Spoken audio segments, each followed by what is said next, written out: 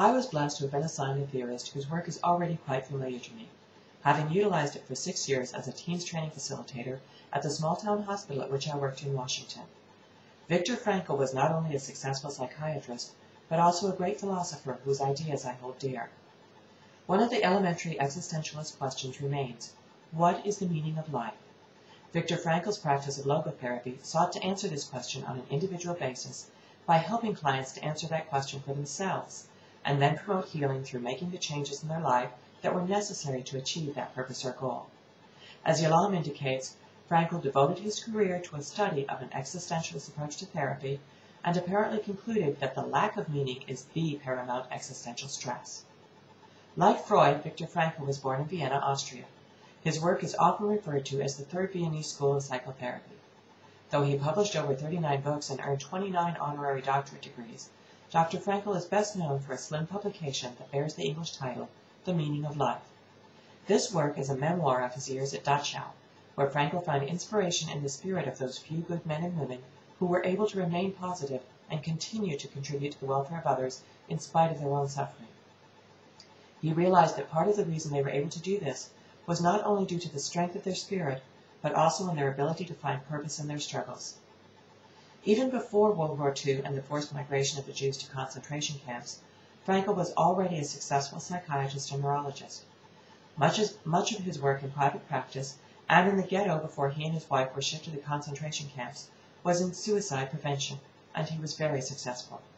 The basis of logotherapy, therefore, had already been founded early in his career. It was simply validated, very intently, as a prisoner of the Nazi regime. Marshall and Marshall list the basic tenets of Frankl's theory in 3 simple statements. 1. Life has meaning under all circumstances, even the most miserable ones. 2. Our main motivation for living is our will to find meaning in life. And 3. We have freedom to find meaning in what we do and what we experience, or at least in the stand we take when faced with a situation of unchangeable suffering.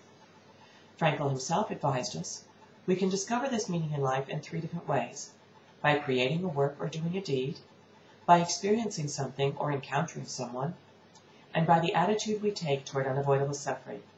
Everything can be taken from a man but one thing, the last of the human freedoms, to choose one's attitude in any given set of circumstances. Frankl's parents, wife, and brother all perished in the concentration camps. He and his sister Stella, who had escaped to Australia, were the only survivors in his family. After being liberated by the Americans, Dr. Frankl continued his career, achieving success running the Vienna Polyclinic of Neurology, and then going on to teach at the University of Vienna, Harvard, Duquesne, and even right here in Dallas at Southern Methodist University. I cannot complete a dissertation on Viktor Frankl without including one of my favorite excerpts from his book, The Meaning of Life. In this particular passage, Frankl is expounding upon how he realized the true value of love by bringing up an image of his beloved wife Tilly, who had already perished at Auschwitz unbeknownst to him.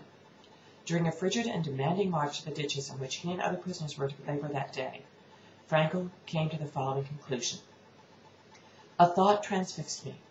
For the first time in my life, I saw the truth as it is set into song by so many poets, proclaimed as the final wisdom by so many thinkers. The truth, that love is the ultimate and the highest goal to which man can aspire. Then I grasped the meaning of the greatest secret that human poetry and human thought and belief have to impart. The salvation of man is through love and in love. I understood how a man who has nothing left in this world still may know bliss, be it only for a brief moment, in the contemplation of his beloved. In a position of utter desolation, when man cannot express himself in positive action, when his only achievement may consist in enduring his sufferings in the right way, an honorable way, in such a position man can, through loving contemplation of the image he carries of his beloved, achieve fulfillment.